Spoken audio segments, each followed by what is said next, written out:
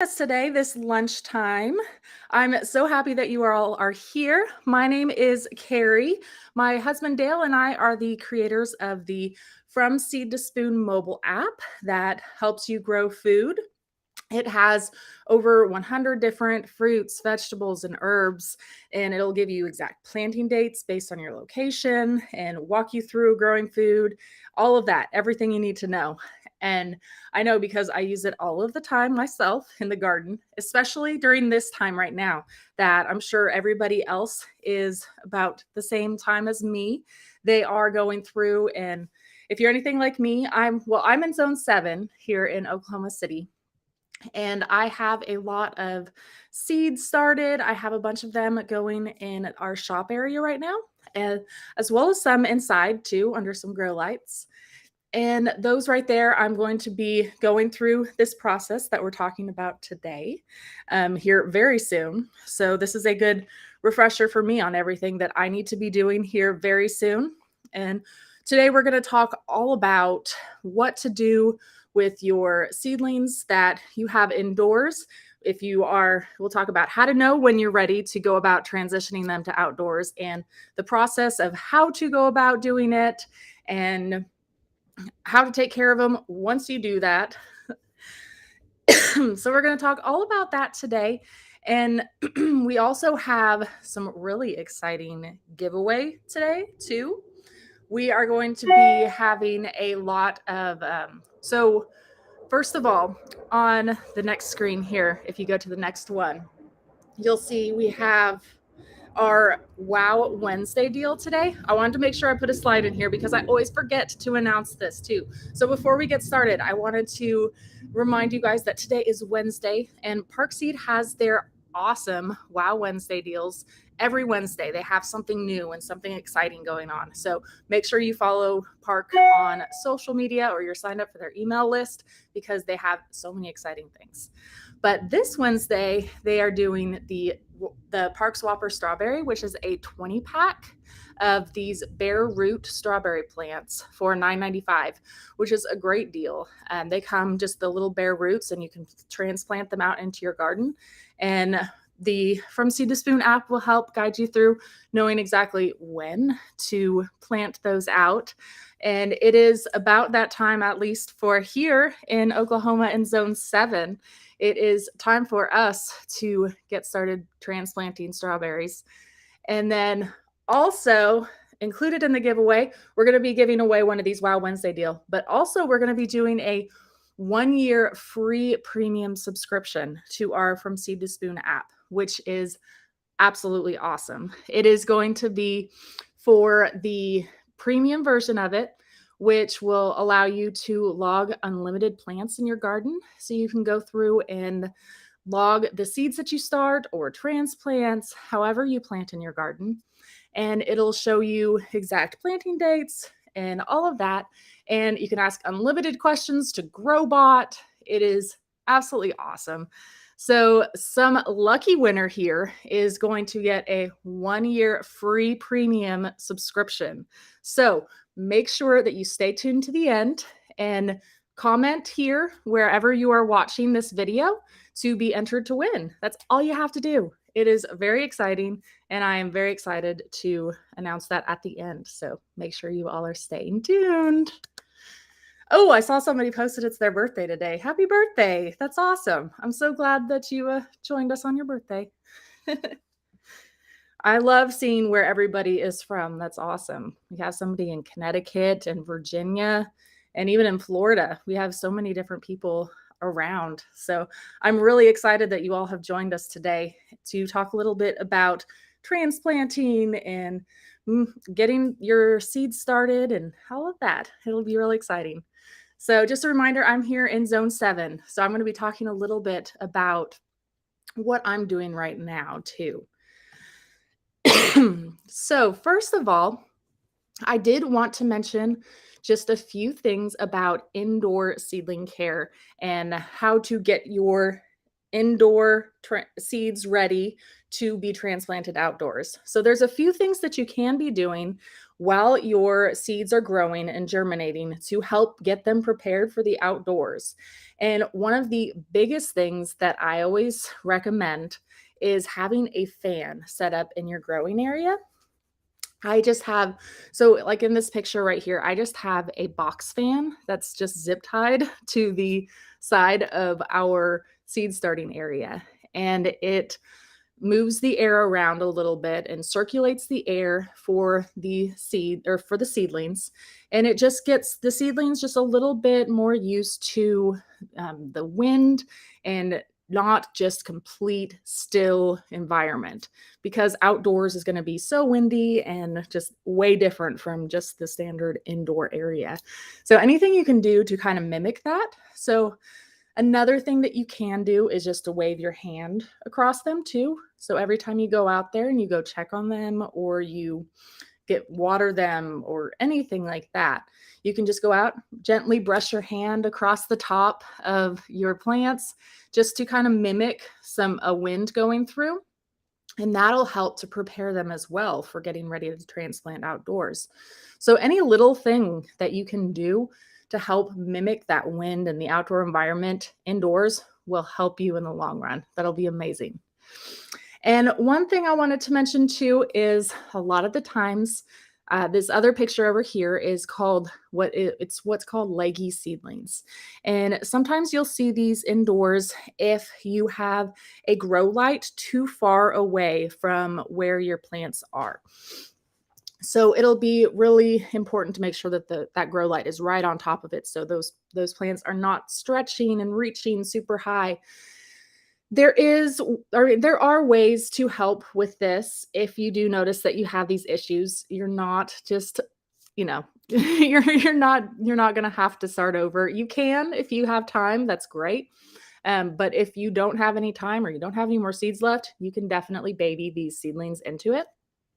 And another thing I want to say is that fan will really help, because these leggy seedlings are going to be really, really delicate. So during this hardening off process that I talk about, if you do have leggy seedlings, you're going to want to kind of delay it a little bit just to kind of break them in a little bit easier, because any sort of wind or rain or anything like that is really going to damage these, because as you can see that their area right there is really fragile. So you want to try and build up the strength of it, and by having a fan on them, you'll kind of help to mimic again that outdoor environment, and it'll really help to get them a little bit more set up and ready to go outside. So we'll go to the next slide here. So how to know when they are ready. And I put this picture up here because this is probably one of our best pictures that we have that shows the example of what I'm talking about. So whenever you have seedlings indoors, you won't want to get them ready to transplant outdoors until they have at least 2 true leaves. So what I'm talking about, if you can see up in this picture here, there are 2 side leaves up here that are the seed leaves, and those ones will come up first. So those ones will kind of mimic and help the plant out whenever it first starts. But whenever you have those true leaves, those are what the leaves are actually going to be looking like in the future. And so once you see at least 2 sets of those, you can start going through this process if you want to. And that's knowing for the seedlings. You can absolutely wait till they're a little bit bigger if the weather outside isn't quite ready yet. Or if you want to wait, like if you're going on vacation or something and you want to wait to transplant them out until you get back, that's perfectly fine too. But the very earliest that you want to start this process is when you see those 2 leaves right there.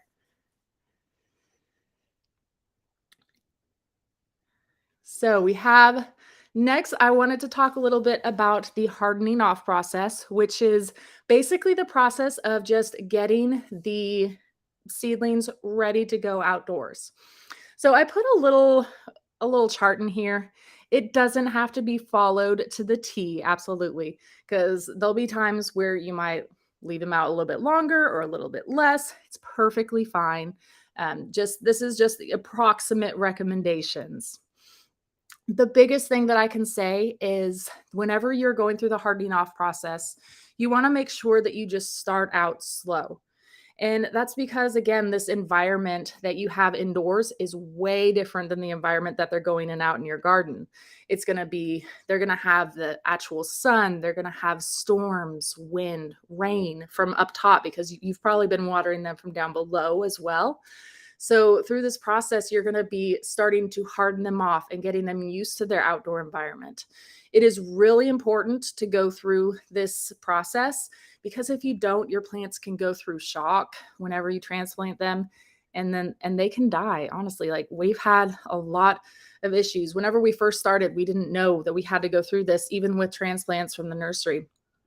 And we still do them with transplants from the nursery too, just because they're in like a greenhouse, which is again a lot different than my environment here in my garden. So I want to make sure that I just get them used to the environment and don't have them go through transplant shock.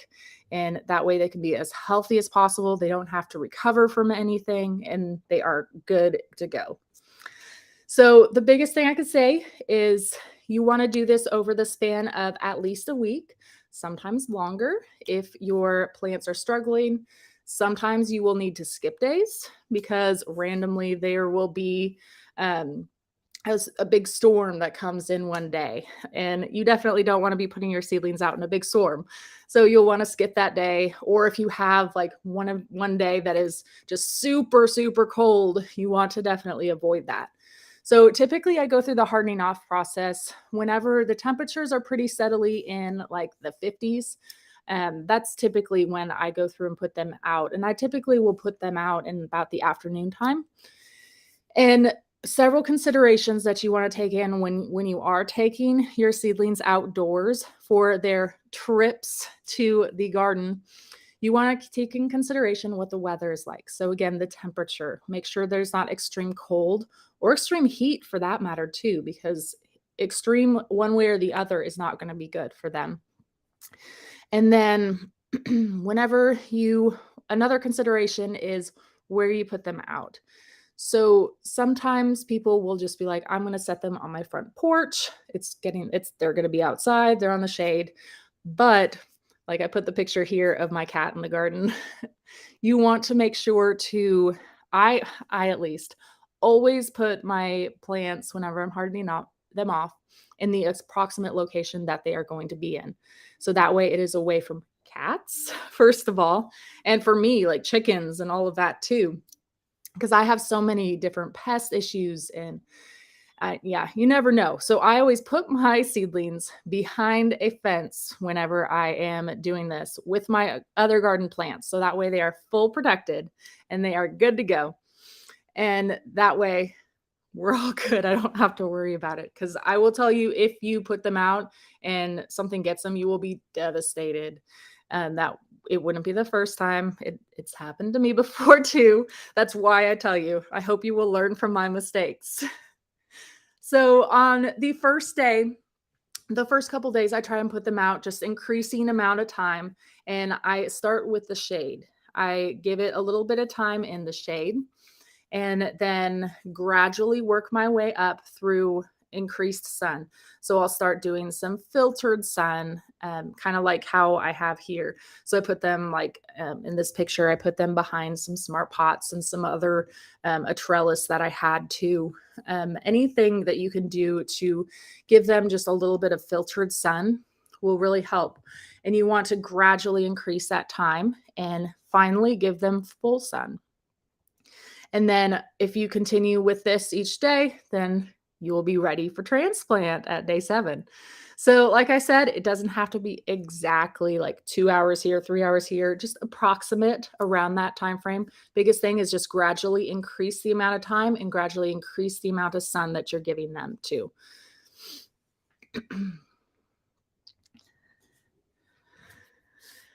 So, one of the things that I wanted to make sure I touched on too was how to decide where to put your plants too, because that is a huge part of transplanting out and a huge part of whether they're going to be successful or not. So, you want to consider several things whenever you're deciding where to put these transplants. You want to look around and think about the sunlight. So, are these plants going to thrive in a little bit of shade? Or do they need shade? Do they need full sun? Do they need a break from the sun? So you want to consider that and the location that you plant them in and what that location is. Because right over here on this, we have a growing space that's up against the shed here, and that would get afternoon shade every single day. So we would put things in there that we wanted to try and extend the growing season for. So we typically would do, greens, lettuce, spinach, things like that that we would plant out in the cool season and try to give them a little bit of break from the afternoon sun, try to extend their growing season a little bit. Whereas if we put them in direct sun, they would probably bolt and go to seed. We wouldn't have them anymore come, mid spring. So we want to make sure to try and consider the sunlight. And then, as well as ease of convenience. Are you going to see it whenever you go out there? Because if you don't see it, it's going to be out of sight, out of mind. So it's really important to make sure that you are always seeing it. You will be reminded to go through and take care of it. So the more you see it, the more you will actually do something about it. So I always recommend, like, if you have a back porch or patio, if you're able to do that, I always recommend doing it as close as possible. And also, is there any sort of protection that you need? So, again, this can be protection from wind, hail, any sort of shade, anything like that. So, are these plants more delicate? Do they need shade? Do they need any sort of structure, support? All of those things you'll want to consider whenever you're deciding where to grow.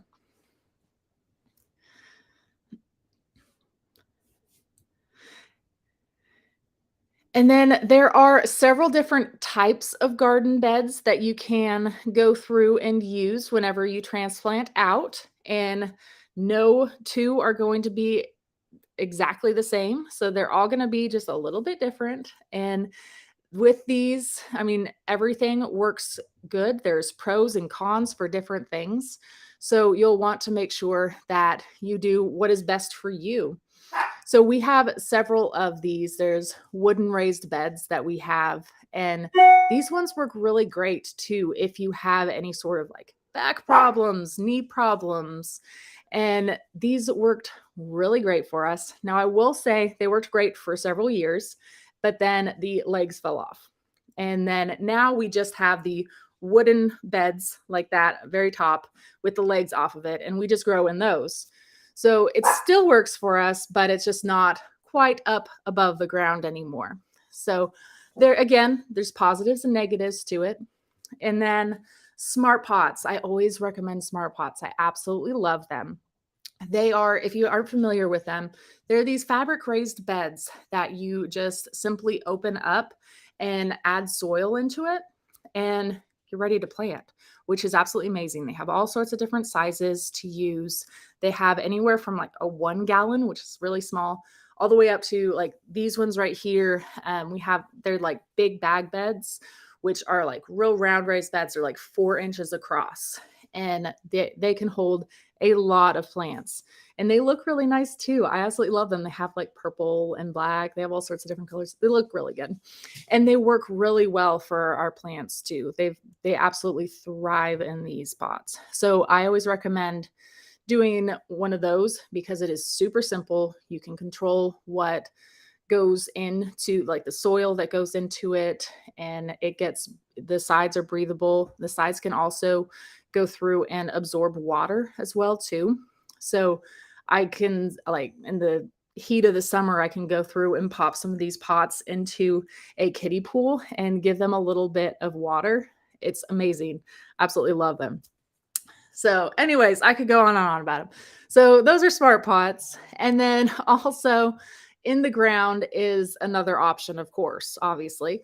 Um, the ground is going to be a good option. Again, for us, we always try to um, do more of the raised beds just because it's soil. If you're going to be growing in the ground, it's probably best to add a lot of compost and get it prepared and ready to go. You'll want to be doing soil tests, checking to see if it needs any sort of or anything in it. So you'll want to go through and do that. But we do have several in-ground areas that we use as well too. So I don't want to scare you all away from that. It is absolutely doable. And we do that a lot. We just add in a lot of our own fresh compost and all of that into the ground whenever we go through and do that.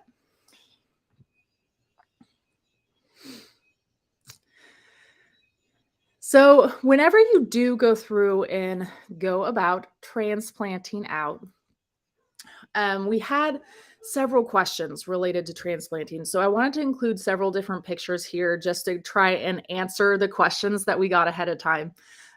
So whenever you go to transplant, I had a couple different questions about how to know how far apart to plant them. So whenever you are in the app, you will notice there is a number per square section.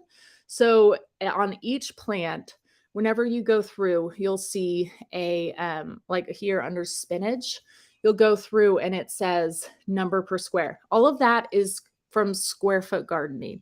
So we do this method of square foot gardening, which is fitting in as much pretty much as possible in a small space. So this is not how everybody does it, but this is just a recommendation. And this is how we do a lot of our planting because we try to grow as much as we can in a smaller space. And we try to grow a lot of things vertically as well. So this number right here will really help guide you to know exactly how far apart that these need. So just think about a square foot and then how many of those plants you can fit per square. So you'll see anything between 1 per square foot. And then you'll see like sometimes there's 2, sometimes there's 4. You'll see all sorts of different numbers there. So make sure you check that out if you want to know a little bit about the spacing of your plants. And then also I had questions about how to separate plants out. So if you are starting your seeds indoors and you have several, or if you have a couple plants in one area, how do you separate them out when you're transplanting? Well, I will tell you that I do not do that. I have tried many times in the past to do this, and I've never been super successful. Whenever I do it, I mean, those roots tend to break apart, and it's really difficult to break them apart without damaging the roots of them because they've grown together for so long.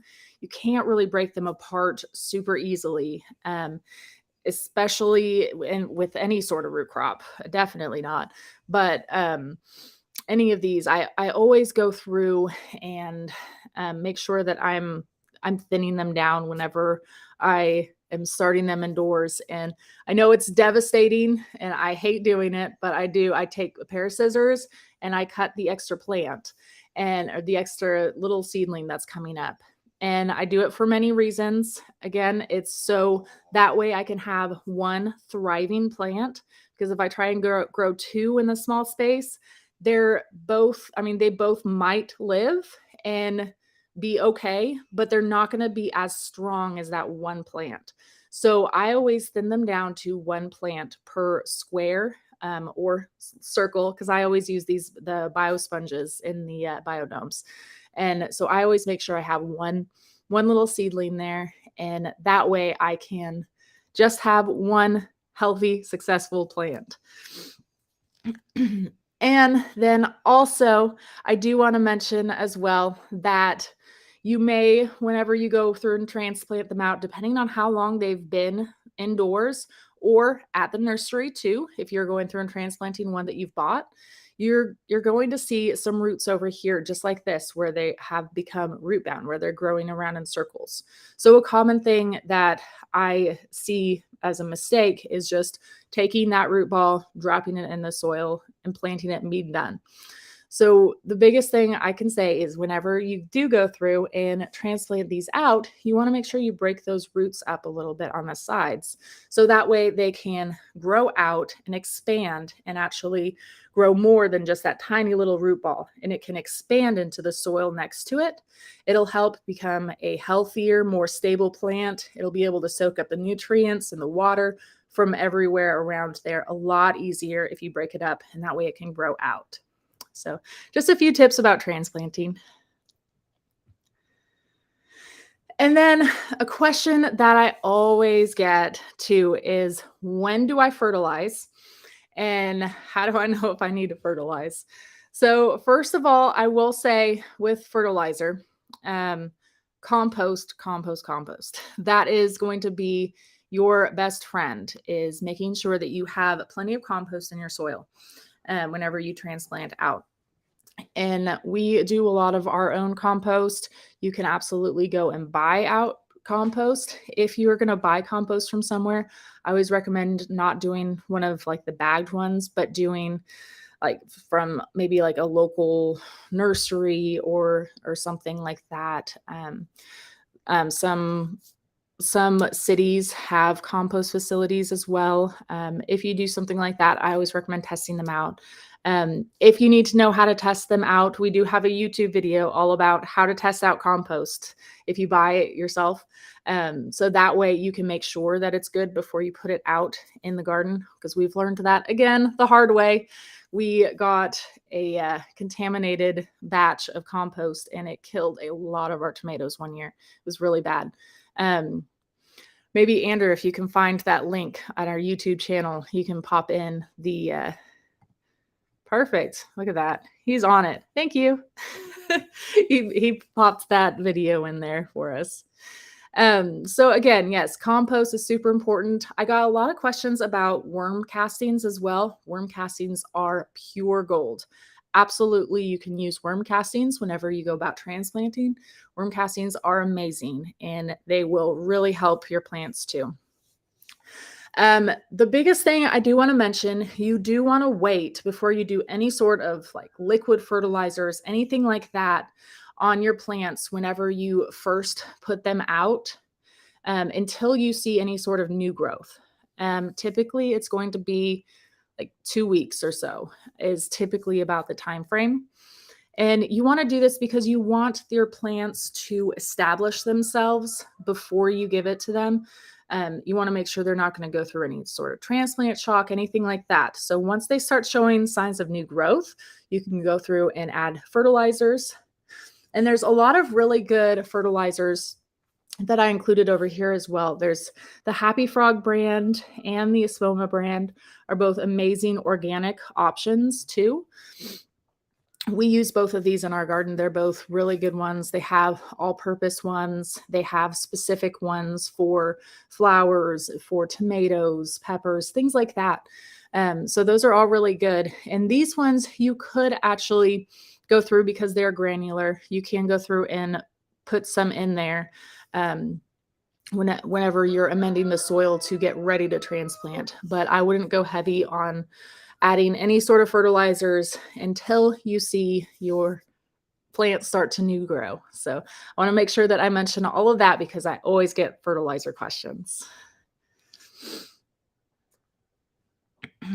So once you get your seedlings outdoors, you do want to make sure that you keep them moist, that you are watering them. You're probably going to have to water them daily just while they're getting established and making sure that the roots are going and expanding out, and you want to make sure that they're going to be really healthy. So you want to make sure to keep these transplants moist, not to let them go through any sort of shock whenever they go out there because they're used to always having water from before. And then also I included this other picture that we have too over here, because this is a picture of so this is just simply a water jug, a 5-gallon water jug that we cut the bottom off. And we put this just around our plants. And this is for a couple different reasons. So This can be for protection from your plants. So if you have just transplanted them out and oh no, you're suddenly going to be getting a freezing temperature out of the ordinary that you did not expect, and you're worried about your plants. So if you put this over it, it will help to give it just a little bit extra help. It provides like a little tiny greenhouse effect. And then also, if you're going to be getting a storm or anything like that, so anytime we get like hailstorms, we try and go through and protect as many of our plants as possible. And like for this plant right here, this is a pepper plant that we had just transplanted out. Peppers and tomatoes are super, super finicky about the weather. So anytime it drops at all, I want to make sure that I protect them. So I'm adding this to them to make sure that the temperatures don't hurt them, because if they get stunted, they will never recover. So I want to make sure that I am transplanting them again at the right time. And if you need to know what the right time is, again, I always say to wait till it's in the 50s, but check out the app, because the app will have exact planting dates in there as well. And it'll have the times that you can start them indoors and the times you can start them outdoors. So that way you'll know when you can go about transplanting them outdoors and when you should be safe, hopefully, to go ahead and do this.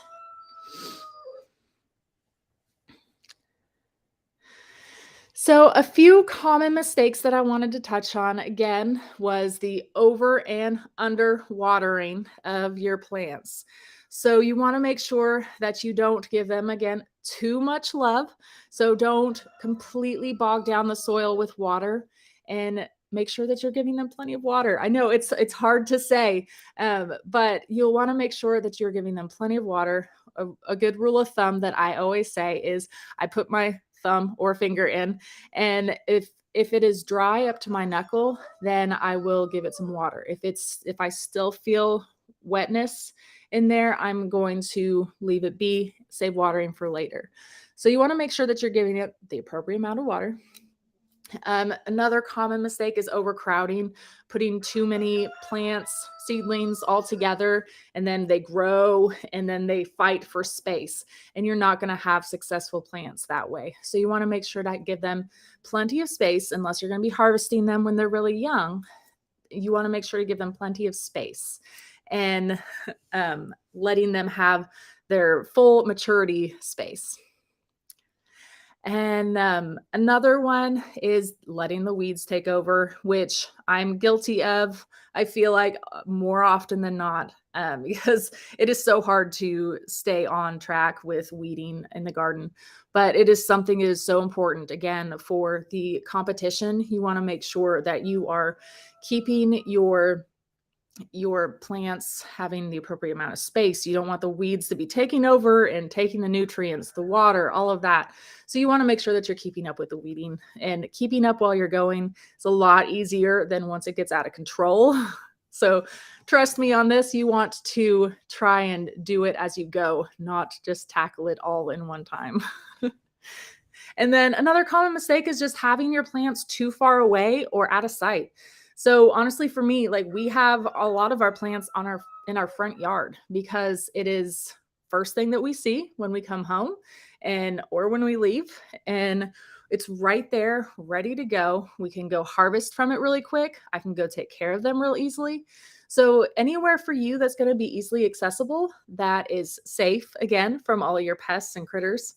And so I always recommend making sure that you can see it, so that way you will take care of it more. And again, just another common thing too is a soil too, and mulching, because mulching can really help as well too with the watering issues. So if you're having a difficult time with keeping up with the watering, I would definitely mulch your plants, and that'll help to protect them again from the heat, from the cold as well. It'll just help to insulate the plant and keep it moist and all of that.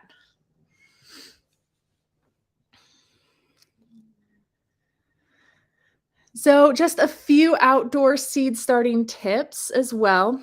And if you are going to be starting your plants outdoors directly out there, just a few tips real quick. I want to make sure that I mention again, make sure that soil stays moist while you're germinating, because that is one of the biggest reasons why your seeds will not germinate outdoors is if you don't keep them moist.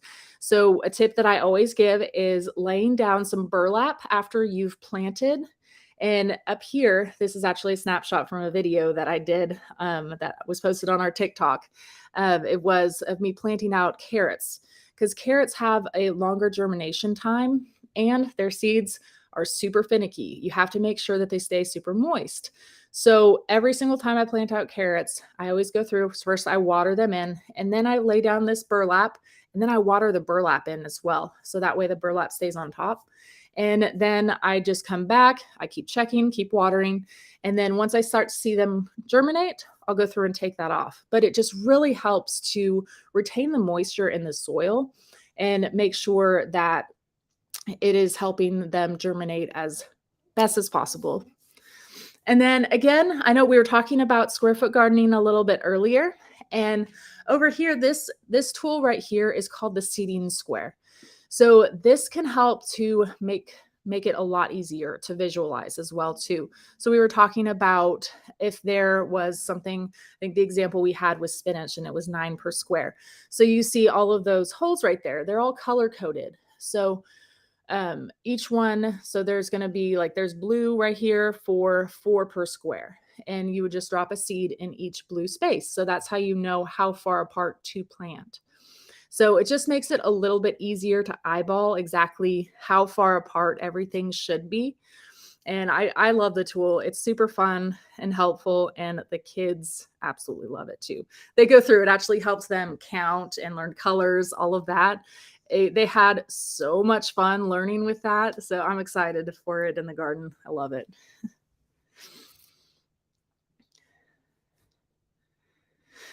Okay, so we've come to the end of transplanting, and we are going to be answering a few questions as well that you guys have asked in the chat. And then, two, just in case I missed your question or if I didn't see it, please, I will come back to the questions too afterwards, and I will post responses as well. But I do want to make sure that you guys know about Growbot in the app as well. So Growbot is on the Seed to Spoon app. If you go down to the very bottom, on the bottom right corner, you'll see Growbot right there. And if you go on to Growbot, you can ask Growbot any of your gardening questions. And generally, Growbot gives amazing advice. I absolutely love it. So make sure you check out Growbot and ask Growbot any of your gardening questions and see how that goes. Okay. Let's see if we have a winner. I'm asking Andrew now for our winner. So we're going to be giving away a Parks Whopper Bare Root Strawberry Pack, which is going to be a pack of 20 of them. And again, this is the Wow Wednesday deal for Park Seed. So if you don't win, don't worry. Make sure you shop today only. You can get this discount. It's awesome.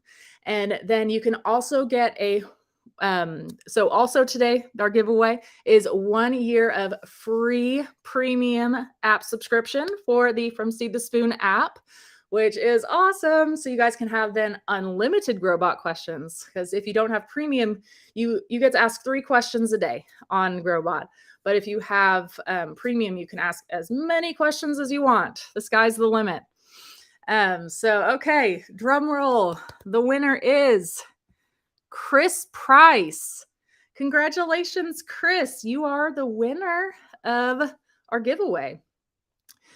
So Chris, make sure to email me at info@seedtospoon.net. Andrew, if you could pop up that email address, that'd be awesome. And send us an email with your information, and we will get you set up on the premium subscription, as well as the Bare Root Strawberry Pack. So awesome. I look forward to it. Okay, so let's see if we can hop in here and ask some questions. There were a lot of questions throughout here, so it might take me a bit to go through here. Let's see.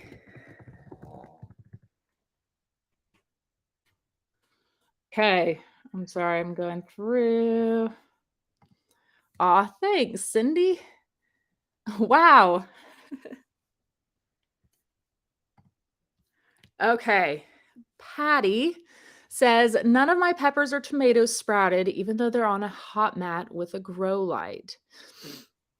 Well, one thing too I would ask about the peppers and tomatoes was how long ago you planted them, was because they can take a while to sprout sometimes, even if they are on a heat mat. Um, I know some of my peppers are still growing or still starting to sprout up that I just started like a week and a half to 2 weeks ago almost now. And they've all been on a heat mat too this whole time as well. So I do want to assure you too, if it has been within the past week or so, it might just be normal.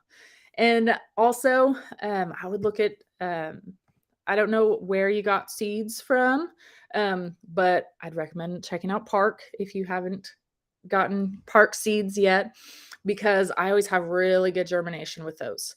Um, so if it was like a really long time ago and they haven't come up, I might do that. And then again, just making sure that you keep water from the ground as well too for that. Um, yeah. Okay, Cassandra wanted to know, how long do you leave the fan on? So typically what I do is I keep it, so whenever I have my seedlings out in my grow area, I have everything set on a timer for my grow lights and for the fan and everything too. So typically I have that connected with my grow lights. So typically it's like a 12 hours on, 12 hours off. But there's real no, like, you don't have to do it a certain amount of time. Like, I just really do enough to mimic the wind, especially here in Oklahoma. Gosh, it is so windy here, like all the time. So I want to make sure that I give it quite a bit of it so they get used to it. So I usually keep it 12 hours on, 12 hours off. Okay, what if your seedlings are in a hoop house? So this is a good question too. So if you are starting seeds out in a hoop house, that is fantastic. You don't really have much to do. But if you're going to be transplanting out to a hoop house, you won't have to quite go through all of the steps that we went through for hardening them off, just because your area is going to be a little bit more protected, obviously, than out in the open. So that's the biggest thing that I would say. You don't have quite as much to deal with the hardening off process with the hoop house, which is great. And if you have like started them in there and you're worried about and you're about to transplant them out, I would still go through the hardening off process, because it's kind of like the same as getting your plants from a nursery. They were protected, but they're still technically outdoors. So I would still go through an abbreviated version of the hardening off, just to be safe. Better safe than sorry is what I always say. Okay, how strong should the fan be? Oh, well, so we talked about the fan. So it's up to you on how strong you want the fan to be. So I mimic as close to Oklahoma conditions as I can. And what I will typically do is I will start on low though, especially while my plants are just starting out, because I don't want to shock them. Or if I have leggy seedlings, I started out really low because I don't want to break that bottom area. So I want to make sure that I mean, I'm looking at the conditions of the plant too and going off of that. So if the plants are in a delicate condition, so if they're really small or leggy, then I will go through and have low. Otherwise, like, I'll gradually increase it up higher. Um, so it doesn't have to be anything. I mean, really any sort of fan is better than no fan. So it'll help to improve the growing conditions indoors and get them more set up for outdoors. And oh, I saw a second part. It said, what is filtered sun? So filtered sun is going to be, it's kind of like part sun. So how I handle filtered sun is I put the seedlings in an area that's blocked by like a trellis or maybe partially shaded from other plants, something along those lines. So that way it gets like part sun, part shade. So it's not just boom sitting out in the sun. It gets a little bit of shade, if that makes some sense to you.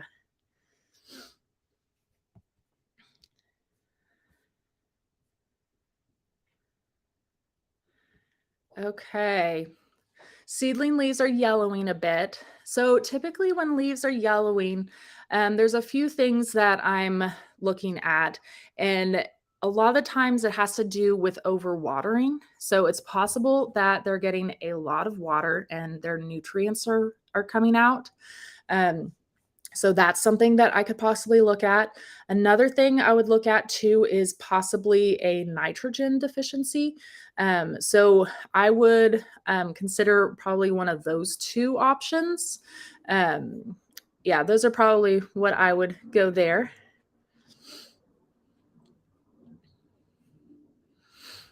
Square foot recommendations for vining squashes planted in raised beds, but trellised over cattle panels. Okay. So I would still plant them. I would still plant them like one per foot, even though you're growing up on cattle panels because they are going to expand and grow a lot. Any sort of squashes expand a lot and they have a lot that they grow up. So I would do at least one per foot because they'll definitely take over that cattle panel real quick for you. Okay. Okay. Can you touch on how to thin seedlings? When and how to not impact the roots of plants that are not being removed? Okay. So, the biggest thing that I will say, I always take a pair of scissors and I go through and cut them because if you pull at them, it can tug out the roots and affect the roots over here on this plant. So, I really just cut right there at the base of the plant. So that way, none of the roots over here are disturbed at all, so that way this plant is left completely unhurt. And I just go through and I thin them down. And I do it pretty much whenever they come out and they're like, about this tall, about the time where they're starting to grow their first true leaves. I'll go through and thin them down. But it's about the time that I go through. And as long as you use a pair of scissors, you won't disrupt any sort of root system for the others. Deborah loves a seeding square. Where can she get it? You could actually get it on our app. And from Seed to Spoon app, you can go through and you can actually shop everything there through the Park Seed app. And yes, you can save 15% on all purchases through the app, which is awesome. So use the code SPOON15 when you buy and you get 15% off everything. So make sure you check it out. You can also get all of this on parkseed.com too. And yeah, it's all there. It's called the Seeding Square. It is absolutely awesome. I highly recommend it too. We have two, maybe three of them ourselves because we love them. So for the heat mat, the things on the heat mat, the only one plants that the seeds that I do on heat mats is going to be things like the tomatoes and peppers and sometimes flowers as well too. Some of the summer flowers. And I always keep them on the heat mat until I transplant them outdoors because they are heat loving plants, but it definitely will help them to germinate faster. You definitely don't need to have a heat mat in order for them to be successful. They can absolutely be successful without a heat mat on as well. It just will help to improve the germination and make them go a little bit faster because otherwise they can take a long time to sprout and germinate. So I always do a heat mat for just those summer loving ones. Ooh, Cassandra, that is a good question what the temperature of my heat mat is. I honestly couldn't even tell you. I don't know. Parkseed has several different heat mats available, and honestly, I just got a heat mat. I plugged it in, and I put my seedlings on it. I don't know the temperature of it. That's a really good question. I'm probably gonna have to look that up now.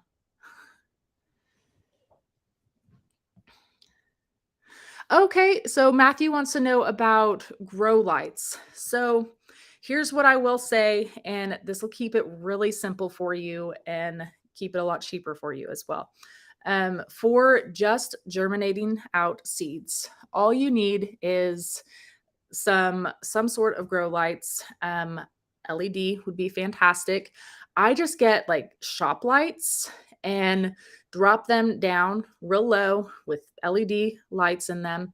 And that's all you really need just for germinating seeds is just a bright light. If you are going to be going through and growing them to flower and fruit, that's when you need to worry about getting actual grow lights themselves and looking at all of the specifics of them. And I honestly have to always look them up too. But we don't ever grow indoors to fruit or to harvest anything other than microgreens. But indoors, all we're doing is sprouting them. So all we really need is just shop lights down to the plants, and they work really well for us.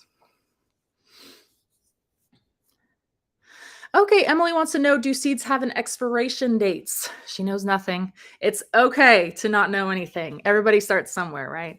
And yes, so seeds do have an expiration date, but it is considered loose. I mean, I plant expired seeds all the time myself. As long as you are keeping them in packaged appropriately. So here I have, aha, I have some of my seeds right here, right next to me. So if you have like the park seeds right here with this gold wrapper right here, this gold wrapper will really help to protect the seeds. So it helps protect it from moisture, from the sunlight, all of that. So this really helps to keep the storage of your seeds really good. So if you have expired seeds that are in this, I wouldn't worry as much about them at all.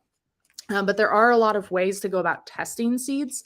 So if you do notice that they're expired and you want to test them before you actually go out and worry about planting them, and there are ways to do that.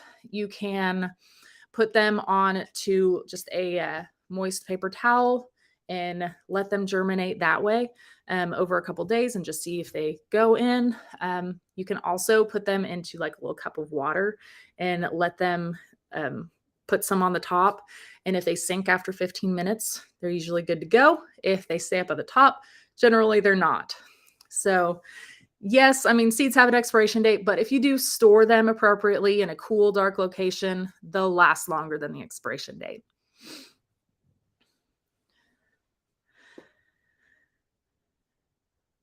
Okay, so Nandy wanted to know about doing fertilizers with her seedlings indoors.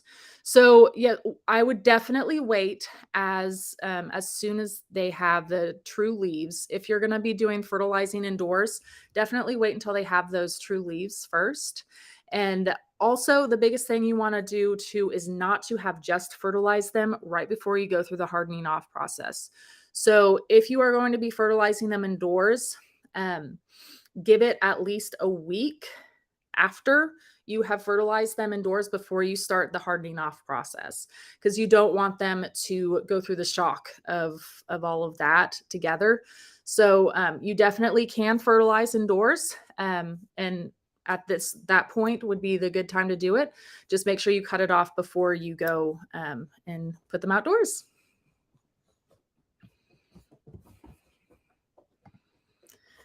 Okay, when is it best to move seedlings out to a greenhouse?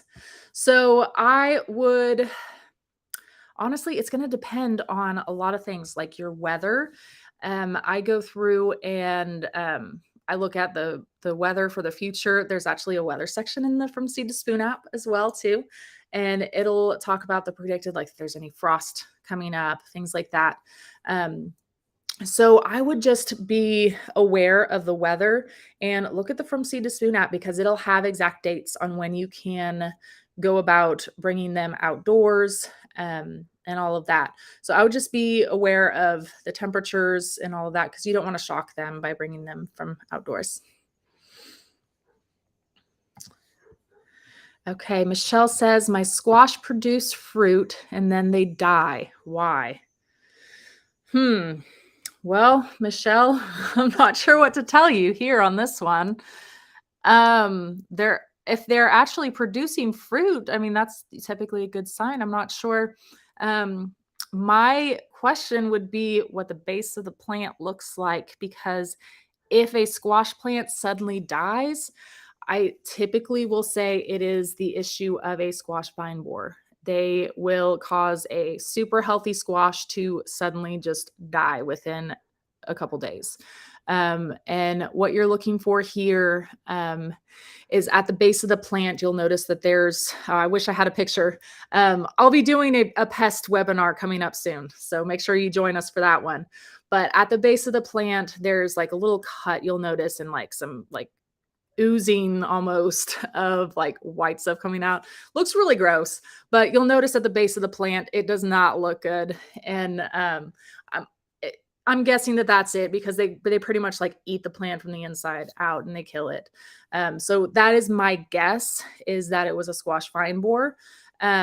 Check out the From Seed to Spoon app to help handle all sorts of pests, because there's a pest section in there, and it'll go through all of the different pests and how to help organically manage them, all of that. So, okay. Well, thank you so much, everybody, for joining us today. And this was a really fun talk today about getting our plants ready for the outdoors. And I hope that everybody's growing season is going good and that their seedlings are going to thrive outdoors. And we do these talks every 2 weeks or so. We do a bunch of different webinars, sometimes at lunchtime and sometimes in the evening time. So make sure you guys follow us on social media. And so that way you are notified when we have another one coming up. We have a TikTok, Instagram, Facebook, YouTube, obviously. Yeah, everybody's watching from their own spot. So make sure you follow us From Seed to Spoon on all of those. And I will see you all there. And hopefully I will see you all in another 2 weeks at the next webinar. See you guys.